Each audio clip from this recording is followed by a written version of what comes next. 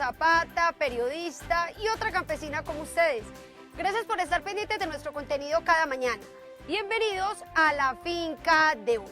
En esta ocasión los saludo desde este predio llamado Los Lagos de Jasú, en el municipio de San Vicente Ferrer, en el departamento de Antioquia. Aquí estoy con Robinson, que es el dueño de este predio hermosísimo, de este lago que están viendo en este momento. Bienvenidos a este capítulo.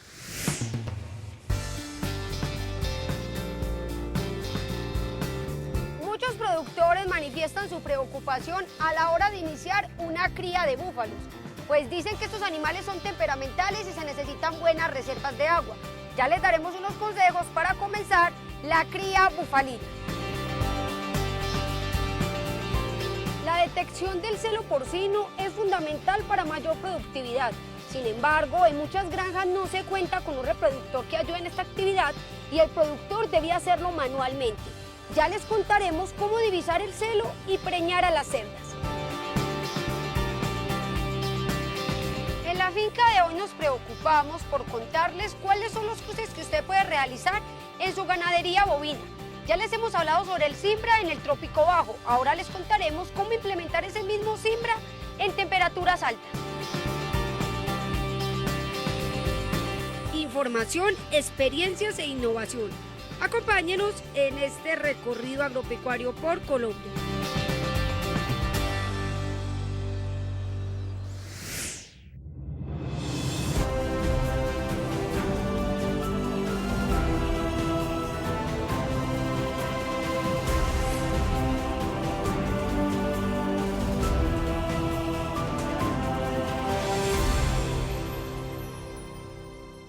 La Hacienda Media Luna, ubicada en el municipio de Ayapel, departamento de Córdoba, hace más de 15 años comenzó con 9 búfalas y un butoro. Hoy en día su ganadería bufalina está conformada por 1.100 animales. Ellos, con su experiencia, nos cuentan cómo puede hacer un pequeño o mediano productor para comenzar con esta rentable alternativa de explotación pecuaria destinada al propósito lechero. La línea genética de los animales es uno de los principales factores para tener en cuenta y por eso recomiendan manejar la raza Murra y una de origen europeo de doble propósito. En Colombia hay una raza también muy fuerte que la manejan muchos bufaleros, que es la mediterránea, es una raza muy buena, son animales mucho más grandes, digamos lo que pueden ser un poquitico más lecheros, sí son más lecheros, los animales son mucho, la contextura, su fenotipo es una contextura mucho más alargada, mucho más grande ese mediterráneo y digamos que son como las dos razas más fuertes que hay en Colombia. Contrario a lo que algunos productores pueden pensar, las búfalas son animales de alta mansedumbre. No obstante, los trabajadores deben ser personas tranquilas que les brinden un buen trato a estos animales que suelen ser muy sensibles y no responder bien a tratos agresivos, pues se alteran con facilidad. Es un animal que al pequeño productor pues le podría convenir porque es un animal que no significa porque sea selectivo en sus alimentos, significa que sean tierras malas, pero es un beneficio y un buen aporte para el pequeño productor que puede tener tierras pequeñas, no tierras muy organizadas a nivel de pasturas y le puede servir un hato bufalino mejor que cualquier hato de animal. Los productores que estén iniciando con la cría de búfalos pueden empezar sin invertir mucho dinero o tiempo en implementar buenas pasturas. Los animales mantendrán su composición corporal y la producción de leche se mantendrá. Los ingresos obtenidos en los primeros ciclos de producción posteriormente pueden ser invertidos en la siembra de nuevos pastos. En lo que tiene que ver con el ordeño de estos rumiantes, se puede también implementar el método manual o mecánico. Realmente el animal cuando es ordeñado manualmente le va muy bien su especificación con la leche. Cuando metimos el ordeño mecánico la producción de leche bajó demasiado hasta que se empezó a establecer. Pero claro, ese pequeño productor ordeñando a mano va a tener mucho beneficio y muchas más facilidades que con un ordeño mecánico. En caso de querer establecer un ordeño mecánico, el criador de búfalos debe tener en cuenta el fenotipo de sus animales, entendiendo que son ejemplares robustos y que el ordeño diseñado para bovinos, por ejemplo, no funcionaría. A la hora de hacer un ordeño mecánico, sea pequeño, para 2 animales, para 4, hay que tener la especificación técnica de tus búfalos que tienes en la hacienda. Muchas veces la gente dice, hagamos una medida estándar y cuando vamos a entrar los animales, nos pasó a nosotros, pues no cabían las búfalas, entonces hay que tener como ese parámetro importante. El tema de los pezones de los búfalos y de otro tipo de animal son muy diferentes. Entonces son pezones mucho más pequeños Entonces, digamos que el ordeño o la pezonera como tal, tanto sus partes delanteras como sus partes traseras tienen diferente succión y digamos lo que se aprendió durante todo el tiempo que tendría que tener un estilo, una forma de silicona especial para las búfalas. No significa que sea especial porque sea o costoso o diferente, sino que nos teníamos que adaptar al pezón de la búfala. Antes de que las búfalas entren al cubículo de ordeño, se traen las crías para que mamen, destensen la ubre y así la búfala suelte más fácil la leche. Durante los años de experiencia en la hacienda, han comprobado que esta ha sido la mejor manera de trabajar la producción de leche con estos animales. Durante los años de experiencia en la hacienda, han comprobado que esta ha sido la mejor manera de trabajar la producción lechera con estos animales. Un apartado importante es que cuando nosotros las búfalas son primerizas de primer parto, muchas de ellas nosotros empezamos los primeros 2 o 3 días con ordeño manual. Es una manera de bajar la leche, digamos, como darnos cuenta qué tipo de animal es para ingresar en el ordeño mecánico. Aquellos productores que quieran comenzar con la cría de búfalas para producción lechera deben saber que estas hembras son capaces de dar una cría cada 11 meses y que durante los partos son muy bajos los índices de complicaciones o mortalidad en las crías.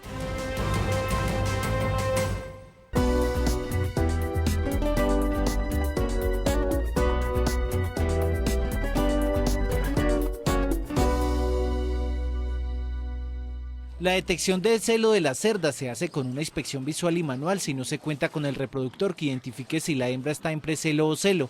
Por eso nuestro entrevistado nos cuenta cómo detectarlo y la diferencia de estas dos. Cuando la cerda empieza en precelo, ella manifiesta nerviosismo, se pone inquieta, se desespera, baja el consumo de alimento. En el precelo también hay hinchazón de la vulva. En el celo propiamente dicho, hacemos el reflejo de inmovilidad, palpamos el animal, colocamos las manos sobre los flancos, sobre el lomo del animal, nos apoyamos y vemos que el animal se está quieto, que el animal nos acepta. En ese momento decimos que la cerda entró en celo, que es el principal error que tenemos en la zona. Cuando la cerda está en precelo, ella se desespera, entonces las personas ya nos empiezan a llamar a que la cerda está en celo y que corran, que vengan rápido, que se va a perder el celo. Entonces se confunde el precelo con el celo. Se debe tener en cuenta que cuando la cerda entra en celo sea con una condición corporal de 3.5 y que no tenga problemas de infección uterina, mastitis o de movilidad. La observación permite identificar que se encuentre en buenas condiciones para poder inseminar sin riesgo alguno. Una cerda que tenga mucho estrés calórico se altera la reproducción inmediatamente. Si llega a tener celo, ese celo puede ser muy poco fértil o, en su defecto, al preñarse esa cerda, se pueden producir muertes embrionarias y los embriones corren riesgo de morir durante los primeros 25 días. Es el momento donde más reabsorciones embrionarias se producen. El celo tiene una duración de entre 8 a 48 horas según la condición del animal. Sin embargo, si es una cerda joven o primeriza, el celo dura de 8 a 15 horas y en una cerda veterana dura 48 horas. La cerda se desteta, entonces viene lo normal es que la cerda debería entrar en celo a los 5 días después de que se destetó. Si la cerda, por el contrario, tiene un celo muy temprano, de 2 a los 2 días o a los 4 días, ese celo va a ser un celo prolongado, un celo que nos va a durar hasta 48 horas.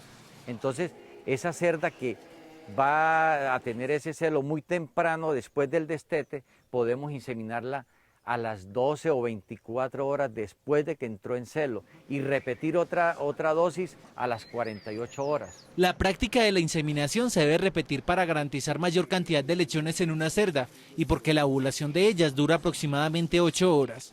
Porque nosotros necesitamos buscar que el espermatozoide se encuentre con el óvulo, teniendo en cuenta que los espermatozoides tienen una duración de 24 horas y los óvulos tienen una duración de unas 8 o 10 horas. Entonces, si nosotros inseminamos la cerda muy al comienzo del celo, la ovulación va a ser al final del celo, entonces no se encontraría el óvulo con el espermatozoide. En conclusión, la ovulación se produce al final del celo, por lo tanto no podemos apresurarnos a inseminar tan tempranamente. Tenemos que esperar que la cerda ovule y esa ovulación se produce al final del celo. El celo, que dura 48 horas o menos, tiene que ver con la habilidad reproductiva del animal, la alimentación y el estado del medio ambiente en que se encuentre, que no le genere estrés. Finalmente, cuando una cerda presente un celo corto y el granjero no puede identificarlo, se utiliza el macho para que ayude en la detección del celo.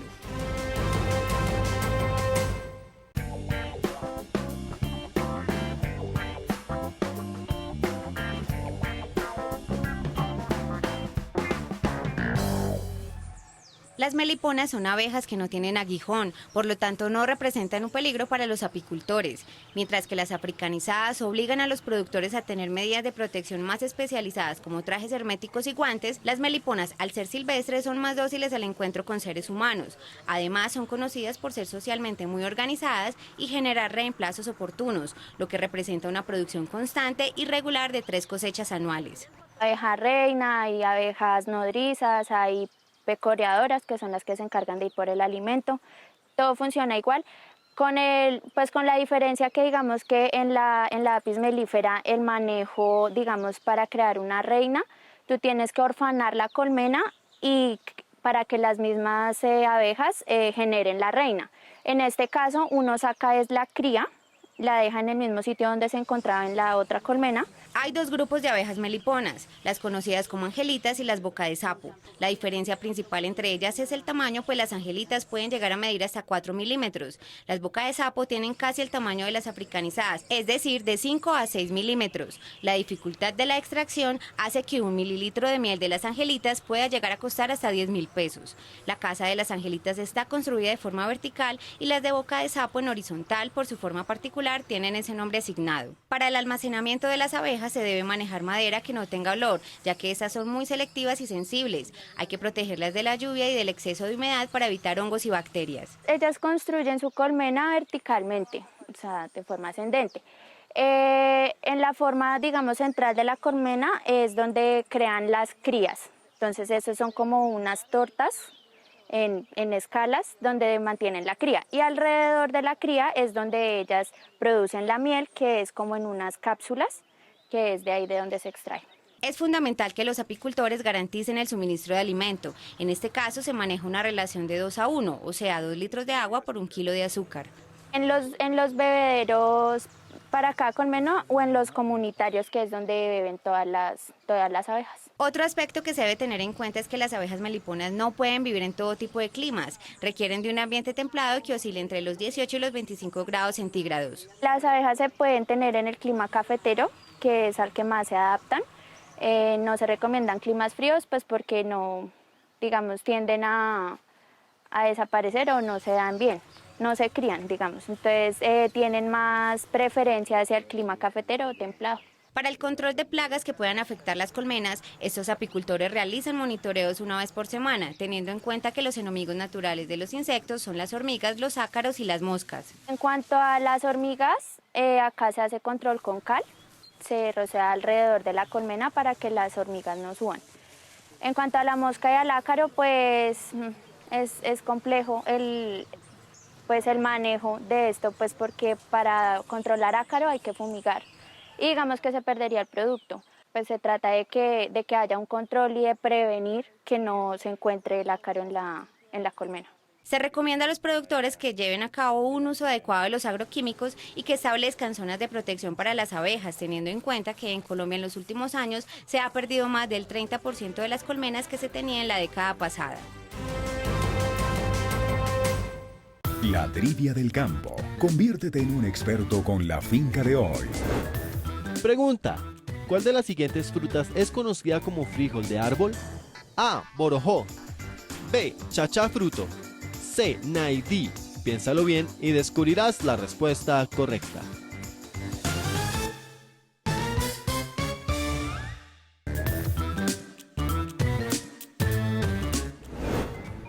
Pregunta: ¿cuál de las siguientes frutas es conocida como frijol de árbol?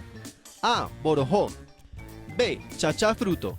C. Naidí. La respuesta correcta es la B. El chachafruto o frijol de árbol es una excelente fuente de potasio, es bajo en grasa y gracias a sus propiedades proteicas es utilizado en forrajes y suplementación de bovinos. En Colombia se produce en departamentos como Boyacá, Cundinamarca, Santander, Tolima y Valle del Cauca.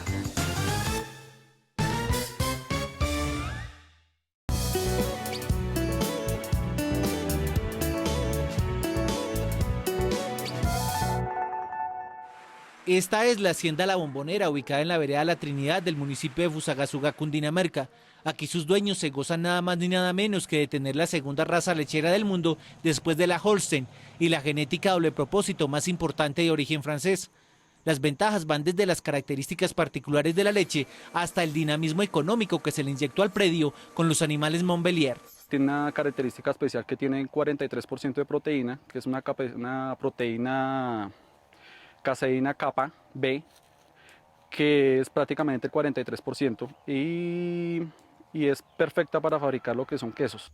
Tener la posibilidad de tener un flujo de caja que nos brinda la leche le permite a los ganaderos pues tener un mayor desarrollo para su familia, cuando hablamos pues de los ganaderos pequeños, que son quienes realmente utilizan la leche como un flujo de caja, pero necesitan engordar esos machitos para que con ese dinero finalmente es que pagan la educación de sus hijos. Además de la relación equilibrada entre la grasa y la proteína de la leche, el mayor atractivo de estos animales es el rendimiento productivo comprobados en cualquiera de los pisos térmicos del país.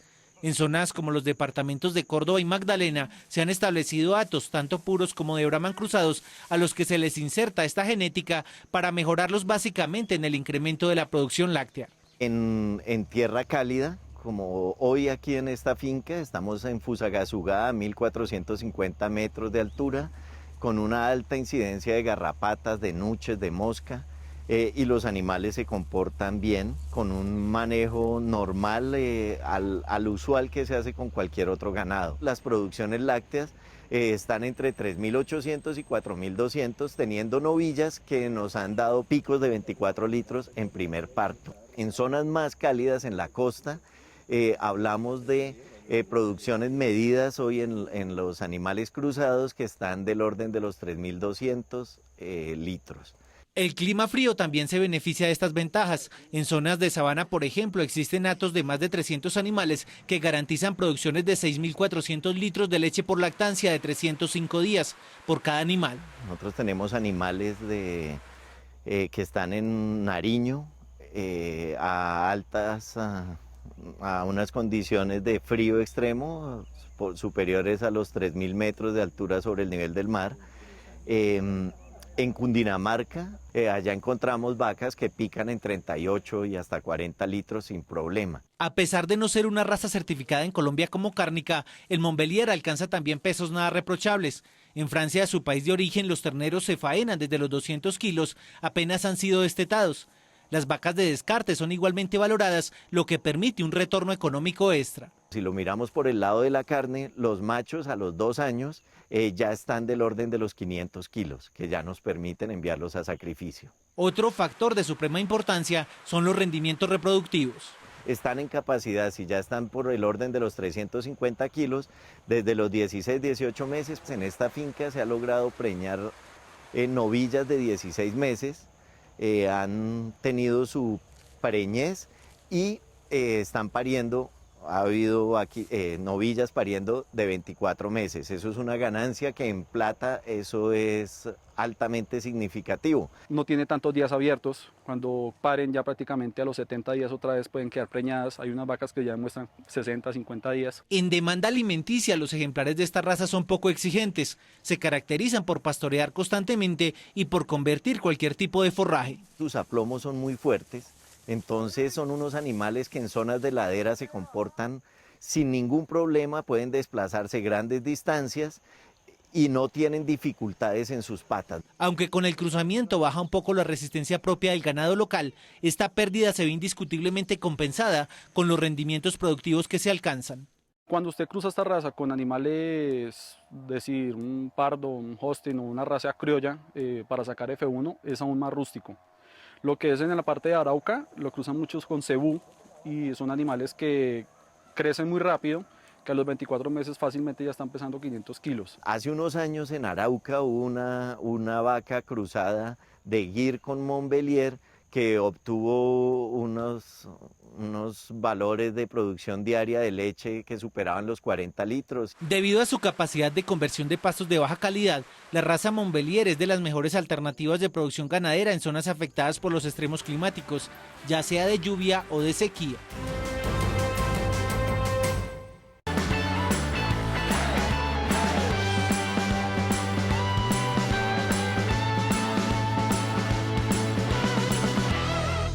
El abono foliar para los cultivos de mango es un producto que se usa para las plantas con el fin de obtener nutrientes mediante la absorción para su mejor desarrollo. Se utilizan elementos como el cobre, el manganeso, calcio y el potasio. Su uso es ecológico.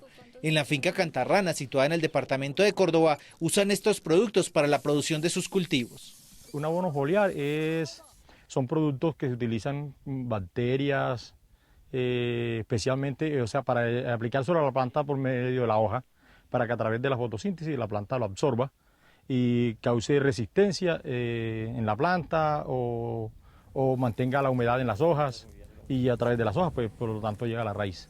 Aquí normalmente se utiliza que sean con bacterias para tratar de lo que les contaba antes, para que sea lo más ecológico posible.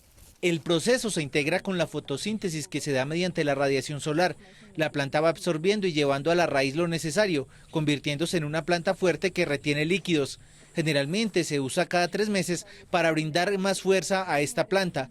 Sin embargo, la fertilización del cultivo de mango se debe realizar dependiendo del suelo para el crecimiento de la planta y que su fruto sea de calidad. Ese proceso lo hace ya mediante la radiación solar. Con medio de la radiación ya va absorbiendo y va llevando hacia la raíz lo que necesite. El abono foliar se debe aplicar preferiblemente 3 veces al año, sobre todo a entradas de épocas de verano. Pues normalmente debe ser cada 3 meses o cada 4 meses máximo. O cuando la planta lo requiera, o según el estudio de suelo que se haya hecho. Más que todo en la época de crecimiento, en la época de desarrollo de la planta. Según nuestro entrevistado, en promedio se usan 2 litros de agua por planta y el abono foliar se debe aplicar un mes antes de que inicie la sequía para evitar quemaduras por el sol, ya que el producto podría desvanecerse al ser absorbido por la planta. Normalmente se hace toda la planta, se enfoca directamente a la planta. Aquí lo hacemos normalmente con bombas de espaldas o con bombas estáticas, con tractor, por el hecho de ser el cultivo tan grande. Pero por lo menos se hace directamente, se enfoca directamente la boquilla hacia la planta, para ayudar a darle fuerza a la planta, porque estamos en época de desarrollo de la planta, entonces hay que mantenerla, que mantenga pues hidratada y protegida. Preferiblemente un mes antes de empezar la sequía. Preparamos los productos en la bomba de espalda, en este caso para mostrarte cómo hacemos el producto. Y vamos aplicando de planta en planta, aplicamos 40 mililitros de producto por cada 20 litros de agua en bomba de espalda. En esta finca hace más de un año manejan el abono foliar con cultivos donde les ha funcionado para la plaga de la fumagina, ya que tenían problemas en sus cultivos por estas plagas. Sin embargo, la planta empieza a tener más resistencia con los insectos y ayuda a conservar la humedad en épocas de verano. ¿Por qué? Porque la planta es la que se vuelve inmune hacia los insectos por volverse una planta robusta, una planta fuerte, una planta con hojas bien formadas, mucho más gruesas, tallos mucho más gruesos, más resistentes. Entonces la inmunidad es lo que hace que ella repela a los insectos. Ayuda a conservar la humedad en época de verano de la planta. Y como te digo, se vuelve mucho más resistente la planta y la producción, el hecho de ser resistente, va a tener mejor desarrollo, eso nos va a dar una mejor producción en época de cosecha. Para obtener frutos se debe esperar a que el cultivo se dé en perfectas condiciones a los 3 años y medio, ya que se usa materia ecológica porque son bacterias y no químicos.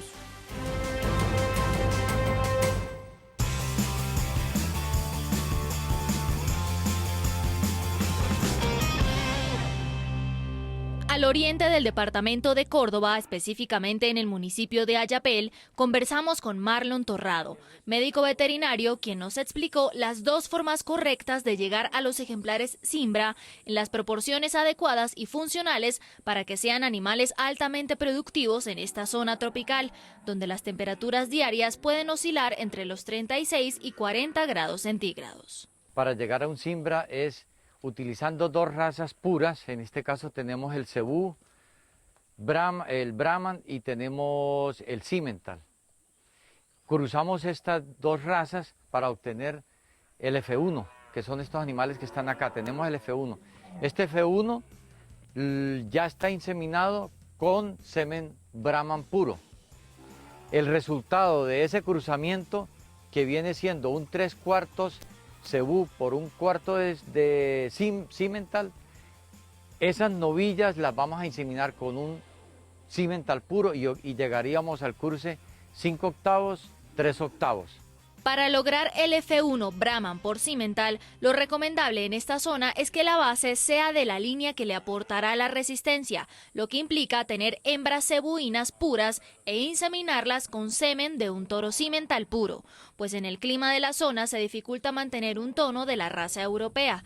Aplicando estas indicaciones para lograr el F1, que sería el punto de partida para llegar al Zimbra, Marlon nos cuenta otra manera acertada de lograrlo. La otra manera de llegar al 5/8, 3/8, que es el cruce ideal, el cruce que ha demostrado mayor productividad en carne, en leche, en el doble propósito, que es lo que buscamos en este clima tropical de Ayapel. Entonces, estas F1s las cruzaríamos con un toro 3/4 de Simmental y llegaríamos también por otra línea al 5/8, 3/8 y nos dan los mismos resultados. Lo que se busca es que la porción 3/8 sea de Brahman y el 5/8 sea de la línea Simmental para poder obtener los mayores beneficios de la raza. Este ha sido el cruce comprobado en dar buenos rendimientos, una mejor producción de carne y leche y la longevidad que les permite a los ganaderos tener vacas con más partos durante su vida productiva. Lo importante es que el 5/8 y el 3/8 estén en esa proporción. Nosotros buscamos que el 5/8 se dé en la proporción más hacia el Simmental, porque nosotros necesitamos la raza que nos ayude a aportar más carne y más leche, que es lo que buscamos en la región de Ayapel, un doble propósito. La primera fórmula para llegar al Zimbra, en la que el F1 Brahman por Simmental se insemina con semen Brahman y la hembra resultante luego se cruza con semen de Simmental puro, toma entre 7 y 8 años. Y la segunda fórmula, en la que el F1 se cruza con un toro que sea 3/4 de Simmental, toma aproximadamente 4 o 5 años. Independientemente del método que se escoja, ambas formas son correctas para llegar al ejemplar en las proporciones indicadas. Cuando no se tiene el conocimiento de los cruzamientos, entonces se ve que se pasan mucho al Simmental, se hace muy pura la raza y esos animales no pueden vivir en nuestro medio. Son animales que van a tener dificultades de adaptación. El resultado final, que es el animal Zimbra, viene siendo un bovino F3 con 62% de sangre Simmental y 38% de sangre Brahman. Pero entonces ahora, ¿qué se debe hacer para continuar con esa raza? ¿Cómo pueden los ganaderos prolongarla y mantenerla? Eso también se lo preguntamos a nuestro entrevistado.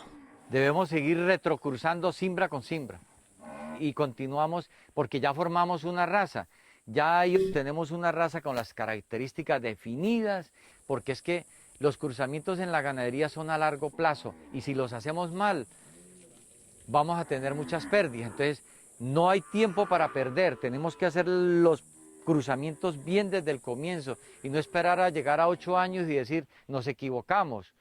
Pequeños y medianos productores deben consultar siempre con profesionales en medicina veterinaria y zootecnia o asesorarse en las sumatas de los municipios para lograr mejorar la genética de sus animales y llevar unos cruzamientos que sean rentables de acuerdo con el propósito de la explotación y el territorio en el que se desarrolle.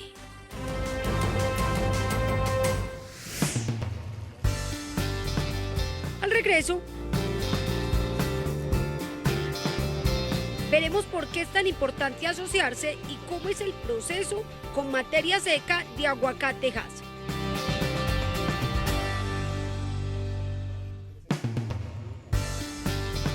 La asociatividad es una estrategia para tener mayor competitividad, tanto en los mercados locales, nacionales e internacionales. Un ente gubernamental nos da algunos consejos y nuestro sueño es tener una pequeña o mediana producción agropecuaria. Ahora nos trasladamos a la Hacienda El Chaco, ubicada en Ibagué, Tolima, una de las zonas más arroceras del país. Incluso se producen 500.000 empleos anuales. Los arroceros de esa zona crean todo tipo de estrategias e investigaciones para descubrir nuevas variedades de este producto. En la búsqueda de estrategias nutricionales, los ganaderos pueden estar cayendo en un error, y es suministrar concentrado de unas especies a otras. Esto genera enfermedades y otro tipo de afectaciones. Ya les contaremos con detalle de qué se trata. Continuamos en este recorrido agropecuario por Colombia.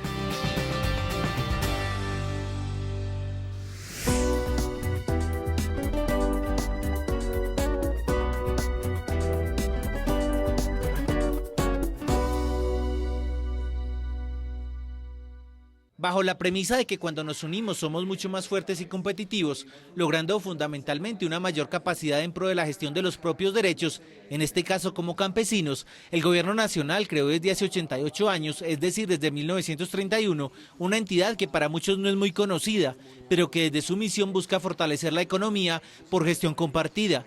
Se trata de la Unidad Administrativa Especial de Organizaciones Solidarias.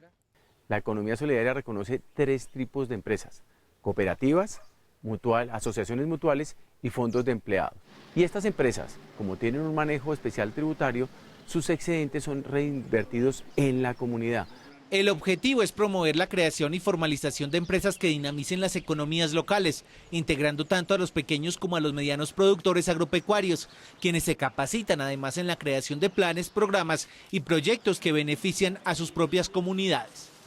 Es mucho más fácil para el Estado atenderlos, porque cuando yo sé que tengo que atender campesinos individuales en una región, pues no sé ni siquiera cómo hacer para la atención.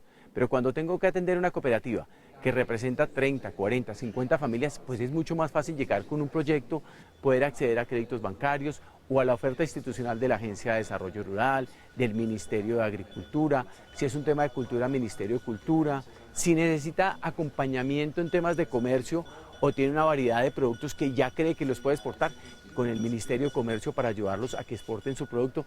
No en vano y según cifras oficiales, en la actualidad centenares de pequeños productores de todo el país logran mediante la economía solidaria un pago de 10.000 millones de pesos mensuales por sus productos, eliminando la figura de los intermediarios. Ya en el Congreso hace tránsito un proyecto de ley que busca que las organizaciones de campesinos sean los que directamente provean los productos agropecuarios requeridos por entidades como el INPEC, el Instituto Colombiano de Bienestar Familiar y el Plan Nacional de Alimentación Escolar. A la estrategia se le denomina como de compras locales. Tenemos alrededor de 600 cooperativas y asociaciones campesinas, tenemos alrededor de unas 12.000. En el acuerdo del posconflicto se habla de una reforma rural integral. Es decir, nuevamente que el país voltee los ojos hacia el campo. Nosotros lo que buscamos con ellos es poderlos unir para que sean fuertes, para que sean competitivos. Así la función de este equipo interdisciplinar es que el campesino aproveche su conocimiento en producción y se arriesgue a crear empresa. Cada campesino produce casi que el pancojero, o sea, yo produzco mi comida, tengo 2 matas de plátano, tengo unas cebollitas sembradas, y eso lo que hago es produzco para mi comida y me queda un excedente pequeño que casi que lo tiene que regalar o utilizar una especie de trueque para poderlo cambiar por otros elementos que no tenga y tratar de subsistir. Nosotros buscamos comunidades como esas y unimos un grupo significativo de personas, mínimo 20, para que puedan conformar una cooperativa. Y los excedentes de cada uno de ellos, pues va a ser un número que va a ser interesante para un tendero, para un almacén, para que lo pueda comprar y puedan buscar o lograr mejores precios. Buscamos conformar con ellos una empresa de economía solidaria que les pertenece a ellos, que va a ser manejada por ellos, va a ser administrada por ellos y vamos a hacer lo que ellos quieren hacer. Si tienen un cultivo de café, buscamos quiénes son las personas adecuadas que los puedan a mejorar las prácticas que realizan para que su café sea competitivo y no les compren por pesar, sino por la calidad de sus productos. Tomar la decisión exige enfrentar algunos mitos y dejar de lado algunas actitudes egoístas, dando importancia a valores y principios como la honestidad. Muchas veces la gente cree que si yo me meto a una cooperativa o a una mutual, tengo que entregar toda la cooperativa y se benefician todos si yo soy el que trabajo, no. Se benefician de acuerdo a sus capacidades. Si yo tengo 2 hectáreas y soy muy juicioso produciendo, pues obviamente yo voy a recibir más que el que tiene media hectárea y casi no trabaja. Pero esa plata que aportan crece en patrimonio de una empresa que es de ellos. Que con ese patrimonio, cuando tengan un capital importante en un banco, ellos pueden acceder a esos recursos a través de vía crédito y que ellos son los que definen las reglas del juego. Ellos van a decir, venga, ya tenemos una plata y doña Marta tuvo un problema porque una plaga le acabó con todos sus cultivos, acude a la cooperativa que es de ella y dice, necesito plata prestada. Obviamente se la van a prestar porque ella es dueña de la empresa, ellos son los que van a definir por qué se la prestan, cuánto le prestan y cómo hacen para proteger esos recursos. Las mismas organizaciones solidarias son las que establecen su propio reglamento y todo participante tiene derecho a su voz y voto. La entidad, que gestiona también asistencia técnica, se desplaza a cualquier lugar del país.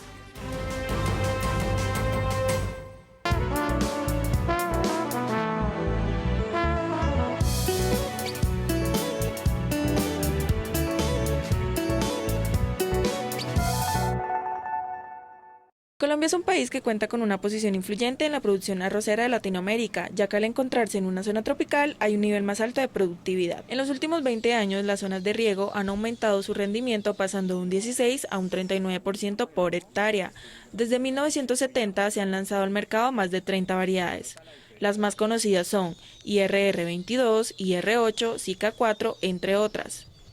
Actualmente en el mundo existen más de 2.000 variedades, pero no todas se cultivan. Nosotros hemos estado trabajando de la mano con la Federación Nacional de Arroceros, quienes son los que están trabajando las distintas líneas que toda la vida lo ha hecho la Federación, para sacar variedades a los productores que sean rentables y de calidad altamente productivas.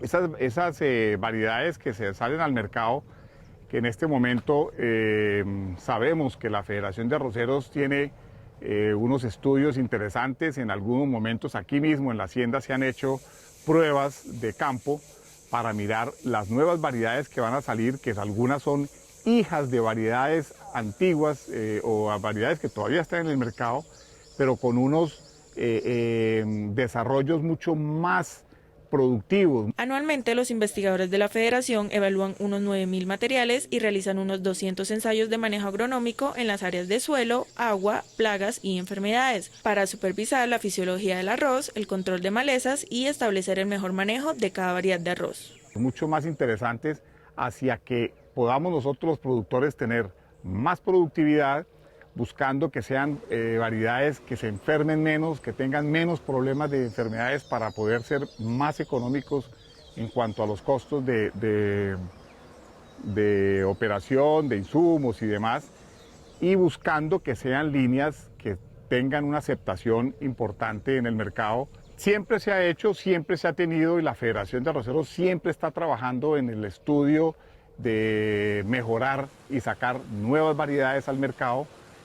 Hoy en día se está trabajando mucho hacia ese punto, que es el de ver cómo se minimiza el impacto del cambio climático en todas estas variedades de arroz, volviéndolas más resistentes, volviéndolas más precoces, volviéndolas más productivas. Una variedad de arroz toma tiempo en salir al mercado, aproximadamente 6 meses desde los estudios hasta la certificación. Los agricultores deben aguardar pacientemente hasta que pueda ser realizada la venta. Sin embargo, no todos los productores se deciden a esperar por las dificultades que esto podría presentar para su sostenibilidad. La invitación es que en la medida de sus posibilidades no se detengan en avanzar en investigación y prueba de nuevas variedades. Quienes dejan el negocio del arroz por muchas razones, son obviamente muchas conocidas, otras no.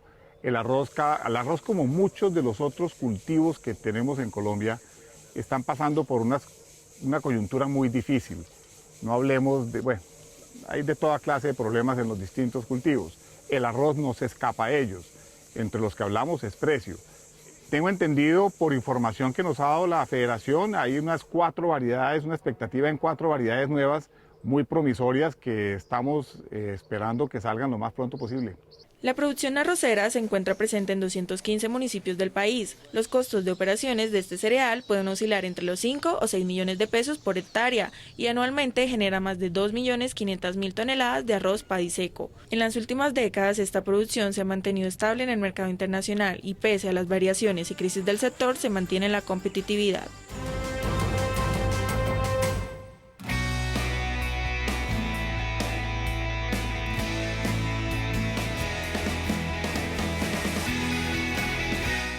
Con el pasar de los días, el aguacate Hass gana cabida en los mercados internacionales. Para lograr que el aguacate llegue al consumidor final en perfectas condiciones de consumo, se deben tener en cuenta varios aspectos. Uno de los más importantes es el nivel de maduración del fruto.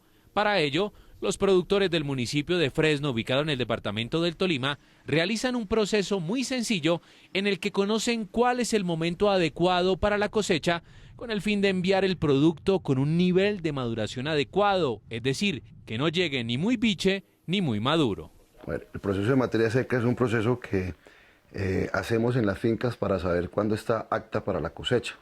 Esta materia seca nos muestra el nivel o el porcentaje de maduración y sabemos que para el mercado que en este momento estamos enfocados, que es el mercado de Europa, debemos de cosechar una fruta que esté en óptima calidad, que el proceso haya alcanzado a absorber el número de nutrientes necesarios y el contenido de grasa necesario para que madure bien. El proceso consiste en analizar los niveles de agua y aceite del aguacate mediante una prueba que se realiza con un horno microondas. Si el aguacate tiene más aceite que agua, es porque está empezando a madurar, y si tiene más agua que aceite, es porque todavía no ha iniciado su maduración. El aguacate tiene una composición de agua y aceite. Al momento de que la fruta empieza a madurar, los niveles de aceite empiezan a aumentar. Entonces, este corte lo que hacemos, y ahorita como lo vamos a observar en el proceso, van a ver que al meterlo en un microondas, lo que hace es deshidratar, sacarle el agua. Y cuando se hace esa resta de lo que estaba la medida que estaba cuando se cortó para entrar al microondas, y después de que sale, ¿cuánto es esa agua en porcentaje que disminuyó el peso de la muestra? Eso es lo que nos va a llevar a ver cuánto es el porcentaje que había de agua frente al peso que tenía la medida que se estaba haciendo. Para iniciar con el proceso de materia seca se deben contar con las siguientes herramientas: un microondas, un pelapapa, una gramera que pese miligramos y unas hojas de papel previamente marcadas. Asimismo, se debe tomar un aguacate de cada árbol como muestra. Pese el aguacate. Lo que hacemos es pesar cada aguacate para poder tener un promedio en gramaje de los aguacates. Este procedimiento ya lo hice hace un rato y tenemos un precio promedio de 267 gramos. Ya procedemos el aguacate a pelarlo por la mitad. Pele el aguacate. Le sacamos la pepa al aguacate, le quitamos la testa, que es como este cubrimiento que trae la semilla, porque como les mencioné, lo que nos interesa es la pulpa. Listo, de esta forma. Y ya procedemos con el pelapapa a quitar la cáscara del aguacate. Es un procedimiento muy sencillo. Corte trozos finos e introduzca al microondas. Y ya empezamos a sacar unas rebanadas, unas láminas que necesitamos 10 gramos de la pulpa. Entonces acá tenemos la gramera, como les digo, muy importante que pese miligramos. Pesamos el papel para tenerlo en cuenta. El papel pesa 0.4 gramos y pesamos 10 gramos de la pulpa. En este caso serían 10.4 gramos para ya proceder a meterlas al microondas. El material se debe introducir al microondas a una potencia de 60 vatios durante 8 minutos con el fin de deshidratar la muestra. Pasados los 7-8 minutos ya está deshidratada la muestra, procedemos a pesar de nuevo. En este caso nos dio 3.6, la muestra 1 menos los 0.4 gramos da 3.2. Para obtener el porcentaje de materia seca se debe aplicar la siguiente fórmula, que es muy sencilla. Se divide el peso de las rebanadas secas entre el peso de las rebanadas húmedas del principio. El resultado para exportación tiene que estar entre el 21 y 28%, con el fin de que el fruto pueda soportar los 21 días que tarda el viaje desde que sale la fruta de la finca hasta que llega a continente europeo.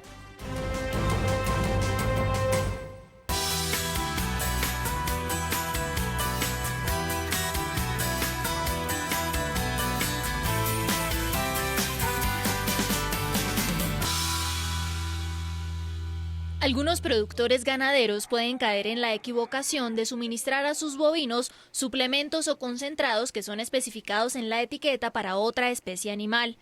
El 1 de junio del 2001, el Instituto Colombiano Agropecuario ICA emitió la resolución 991 que dice: por medio de la cual se prohíbe el uso de harinas de carne, de sangre, de hueso vaporizadas, de carne y hueso y de despojos de mamíferos para la alimentación de rumiantes. Estas harinas provienen más que todo de mamíferos. Entonces, en su momento y años atrás, con todo lo que sucedió en Europa, con el tema de la encefalopatía espongiforme bovina, o la comúnmente llamada vaca loca, se decidió prohibir estas harinas por recomendación de algunas entidades internacionales. Ellos pues empezaron a estudiar el por qué y cómo se transmitía la enfermedad y pues llegaron a la conclusión después de varios estudios de que la principal fuente de transmisión era la utilización de harinas de origen mamífero en la alimentación de esos animales. Muchos ganaderos desconocen que aunque los concentrados avícolas, por ejemplo, tienen como ingredientes principales el maíz y otros subproductos, también incluyen cierta cantidad de estas harinas. Por ende, suministrar ese tipo de compuestos a los bovinos es algo prohibido de acuerdo con lo establecido en la resolución. Todo en pro de evitar la aparición de la enfermedad zoonótica conocida como el mal de las vacas locas. Es una enfermedad que se presenta con un cuadro neurológico y no tiene tratamiento, ni vacuna, ni cura alguna por ahora demostrada a nivel mundial. Esas harinas o materias primas son factor de riesgo para que se presente la enfermedad. Hay que aclarar que en Colombia nunca se ha presentado esa enfermedad. Por tal razón, pues no es recomendable que los alimentos que las contienen, que son normalmente para otras especies como para pollos de engorde, para avicultura, para cerdos, pues no se deben suministrar a los bovinos ni mucho menos a las vacas de leche. Haciendo este tipo de prácticas que se menciona, pues ponemos en riesgo el estatus que tenemos adquirido desde ya hace 7 años, ¿sí? Y pues el cual tenemos que intentar preservar lo más posible. A través de trabajos de vigilancia epidemiológica pasiva y activa que se desarrollaron en Colombia, en el 2012 se obtuvo la certificación de país de riesgo insignificante para la encefalopatía espongiforme bovina, otorgada por la OIE, Organización Mundial de Sanidad Animal, algo con lo que se ha logrado un estatus sanitario que le permite al país mantener y abrir nuevos mercados internacionales. Es labor de los ganaderos contribuir con la conservación de dicho estatus, evitando el suministro de concentrados de otras especies a sus ejemplares bovinos. Todos los productos comerciales que van dirigidos para los pollitos en etapa de iniciación contienen en su formulación antibióticos como promotores de crecimiento, y esto al suministrarse una vaca de leche podría generar el riesgo de que en la leche haya residuos de los antibióticos.